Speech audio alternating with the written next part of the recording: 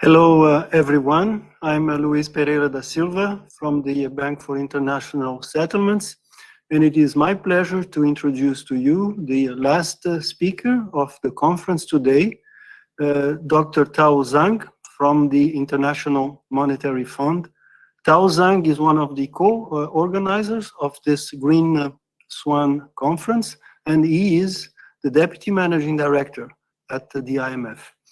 Tao Zhang assumed the role of DMD at the IMF in 2016. He is responsible for IMF operations in about 90 countries, as well as policy issues related to anti-money laundering, combating the financing of terrorism, climate change, fintech, gender, and statistics, among other areas. He also supervises the IMF's work on financial sector assessment program and information technology. And he's responsible for coordination with other international organizations, including the United Nations agencies.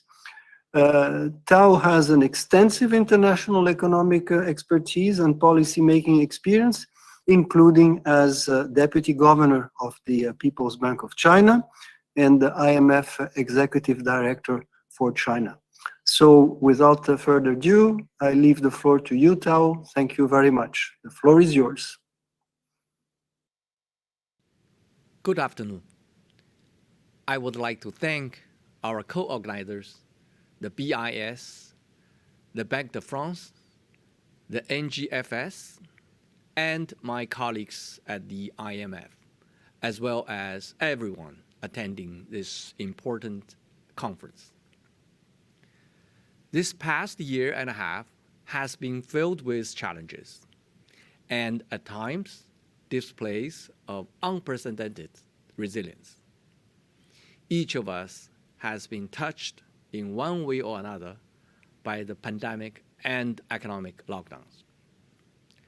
But if there's one silver lining to this dark cloud, it is that people now realize how fragile our existence on this planet can be. There is now renewed emphasis on the threat posed by climate change, as well as on the need to take urgent action. So in my remarks today, I want first to lay out what I will call a globalist view, emphasizing that climate change is our most global challenge. Then I will discuss a few climate policy instruments that governments have at their disposal. And I will conclude with the discussions of how domestic policies can be supported internationally.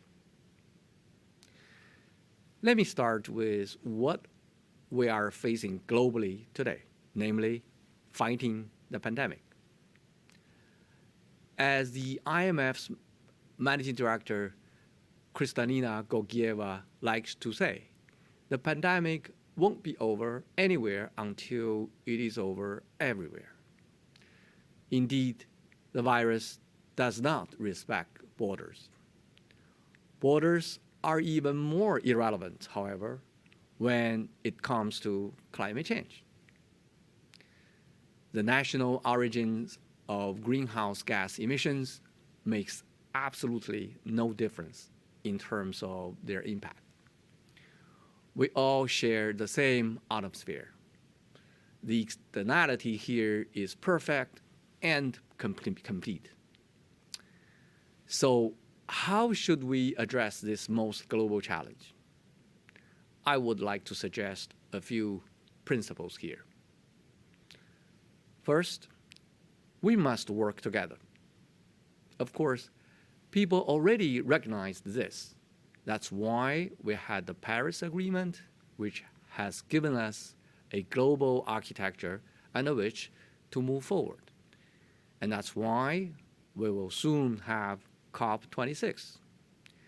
Indeed, it is exactly the same reason why we are gathering in this conference. But despite these important steps, we may need to go further to achieve a fully global outlook in our thinking. This means that we should collectively assess where and when it makes sense to abate emissions. And we should also collectively decide how to deal with any economic cost that this mitigation effort may bring. Indeed, we may not have much of a choice in front of us. The entire world, after all, will need to get to net zero emissions, and sooner rather than later. But to the extent that there are decisions to make, we should make them together. Second, we must look for win-win opportunities, and we can succeed if we work together. In decades and centuries past, of course, industrialization and development were unavoidably accompanied by greenhouse gas emissions. But if we infer from this that reducing emissions today will inexorably lead to economic contractions, we are taking far too narrow a view. In the 21st century, we are not condemned to tread the same path and make the same mistakes that our predecessors did. And we must lean forward to achieve win-win opportunities. Indeed, good mitigation policies can often largely pay for itself, and combating climate change may actually further development rather than hindering it. The evidence is quite strong that the trade-off between the economy and climate is much smaller than people think. Why is this? First, we have modern technologies and economic structures more tilted towards services that make productions less dependent on fossil fuels. Furthermore, to the extent that we introduce climate policies, these themselves will induce additional technological change into clean energy sectors of future, with major positive spillovers to growth. Second, cutting coal, diesel, and other fossil fuel usage often yields substantial local co-benefits, such as less air pollution and improved health, and these directly boost economic outcomes, as well as other broader measures of welfare. These co-benefits are particularly important in developing countries, and especially among the poor in these economies. Third, carbon pricing can yield substantial revenues, and these can be used to reduce other distortionary taxes to finance productive investment, including green investment, and also to support individuals adversely affected by climate policies. For instance, in our World Economic Outlook report last October, we showed that a policy package including a rising carbon tax and a front-loaded green investment stimulus could actually boost growth and create millions of jobs over the medium term, all while effectively reducing emissions and protecting the vulnerable. Does this picture look too rosy? Well, we shouldn't take win-win opportunities for granted. Achieving them in practice will take a lot of smart thinking and adept implementation. Along the way, some countries and population groups may face a wide range of economic cost. This then leads to my third point, which is that we must be fair in order to succeed. To start with, defining what's fair is often very tricky, and it is easy for people to end up pointing fingers at each other. Some observers look at today's large emitters and say that they need to shoulder much of the responsibility for global mitigations. Others focus instead on cumulative historical emissions and identify another set of countries for target. In the same way, while much of the debate centers on total emissions, others emphasize emissions per dollar of GDP. Yet others focus on emissions per capita, reflecting perhaps a view on each individual's intrinsic rights to use nature's resources. Well, I don't want to wade into this debate, but I do believe that we need to acknowledge these different perspectives. They were all represented at the Paris negotiating table, and they continue to inform the ongoing debate. Nonetheless, we must recognize that poorer countries want, indeed demand, the right to pursue their own development trajectories. We also have to factor the need to protect the poor and the vulnerable wherever they are into any global solutions we come up with. I strongly believe that as we move forward, we need to respect these principles, working together, looking for win-wins, and being fair. Fortunately, the Paris Agreement already gives us a framework to deal with these issues. Advanced countries are expected to pledge more stringent near-term mitigations, accompanied by a commitment to provide $100 billion per year to support climate actions in developing countries. So let's now move to the role of national policies and how to choose a policy instrument to combat climate change.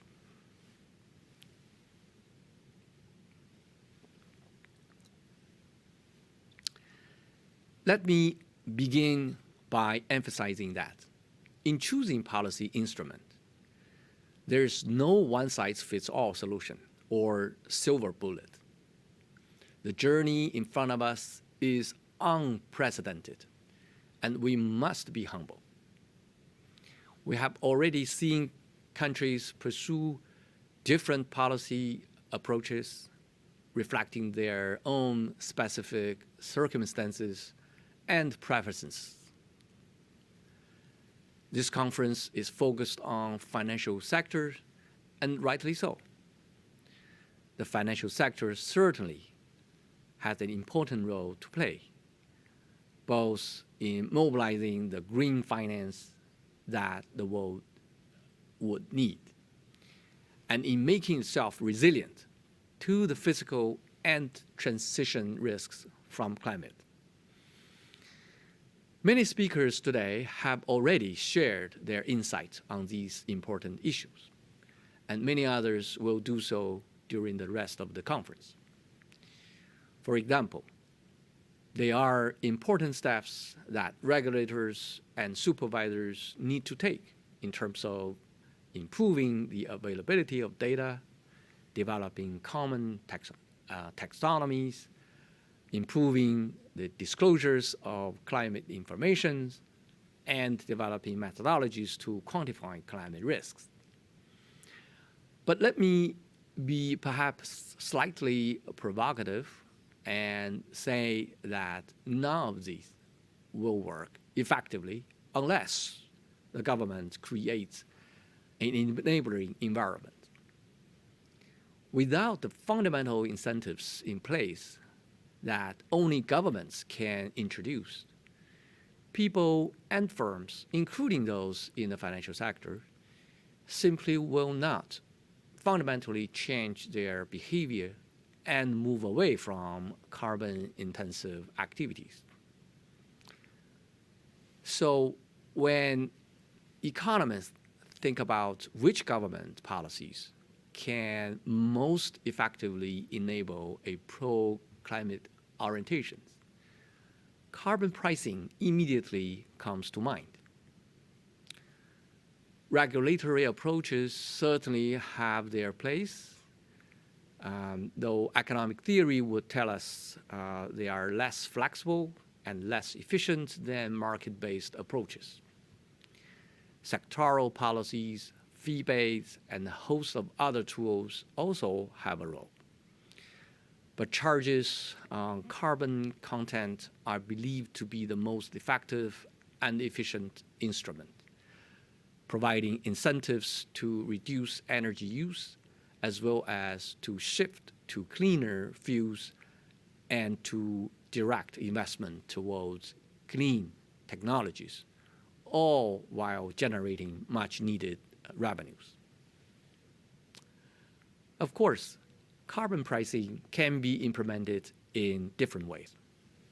One possibility, of course, is a carbon tax, which can produce more certainties over emissions prices and thus help mobilize investment. Carbon tax can also be built into existing road and fuel taxes, and similar charges can be applied to other petroleum products, coal and natural gas. Carbon tax revenues also accrue directly to finance ministries, which are used to handling these flows as well as the budget. Another example is emission trading systems. They can mimic the advantages of carbon taxes, and allowances would need to be auctioned in order to generate revenues, and price stability mechanism like price floors would also be needed. Trading systems have been implemented in, for example, the European Union and Korea, although so far they have focused on the power and industrial sectors. And China will launch a nationwide scheme this month based on a tradable performance standard. So we see a wide range of policy instruments on the table. But no matter what policy instruments are chosen, it can be difficult for any one nation to aggressively decarbonize on its own. The international community can play an important role in helping to coordinate government's actions globally. Here, I would like to emphasize three aspects in particular. First, we at the IMF believe that a differentiated international carbon price floor could complement and reinforce the Paris Agreement. This would cover all emissions and could begin with, for example, the G20 and the European Union. Simultaneous actions to scale up carbon pricing would be the most effective way to address countries' concerns about industrial competitiveness, which could arise if they were to act unilaterally. The price floor could be differentiated to account for countries' different levels of development and could be designed to also accommodate ambitious regulatory approaches that may not impose an explicit price on carbon, but do imply a shadow price. We believe the price floor would reduce the need for unilaterally imposed border carbon adjustment, which only price emissions in trade flows, typically a small proportions of total emissions. Border adjustment also need careful design to contain administrative costs, for example, by limiting their coverage to energy-intensive, trade-exposed industries. And they need to navigate legal risks under the rules of the World Trade Organizations. The international community can play a second critical role by mobilizing climate finance and technology transfers. These can incentivize increased climate ambitions among recipient countries and reduce the need for either differentiated price floors or border carbon adjustments. Of course, climate finance can take a number of forms. Perhaps the simplest and most straightforward mechanism would be outright grant and loan assistance, as well as technology transfers. Here, I want to emphasize that this is not a matter of charity. The $100 billion commitment was a critical part of the Paris Agreement, which is a way of allowing the world to take advantage of its least cost mitigation opportunities, many of which exist in developing countries. And an important role to ensure equitable burden sharing. The question now is whether the world will step up and meet this commitment. Offsetting is another proposed vehicle for climate finance. With voluntary corporate offsets, those with cheap mitigation opportunities exercise them, and those without can pay instead. Offsetting applied at the level of the sovereign may also have a role to play. However, verifying the additionalities of abatement paid by the offsets could be a challenge. My understanding that there is many researchers are now actively working to address these issues. Swap, the tools that for climate swaps are yet another possible form of climate finance, and something that we are collaborating on with the World Bank, though it remains to be how large the role they will play. So these are just a few examples. But whatever the precise modalities, the transfer of both financial resources and needed technologies from richer countries to poorer is of critical importance in the fight against climate change. Finally, let me mention the contributions that international organizations can make. Through their analysis, policy advice, and technical assistance, these organizations can elevate the effectiveness of their member countries' policies to fight climate change, harness momentum for climate actions, and further raise awareness of climate issues. And through their convening power, international organizations can also help to promote policy coordinations across countries. At the IMF, we are representing our near universal membership to ensure solutions work for all countries. We are mainstreaming climate issues into our surveillance and other operational activities while remaining true to our mandate.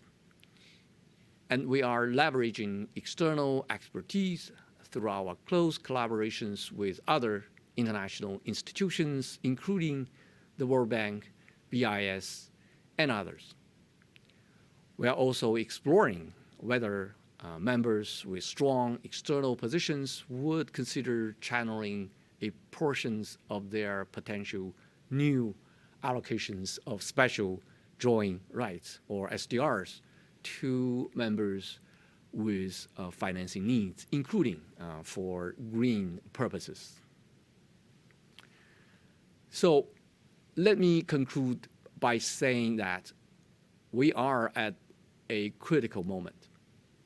Actions we take during the next 5 to 10 years will determine whether we will succeed in keeping global temperatures from rising more than 2 degrees. I am actually quite optimistic, as there are ways to decarbonize that should also be good for growth and jobs if we do things right. Each of us has our role to play: government, the international communities, and the private and financial sectors too. But we need to play these roles together in a complementary fashion. Now more than ever, we need to join together to address climate change, our most global challenge. Let me stop here. Thank you.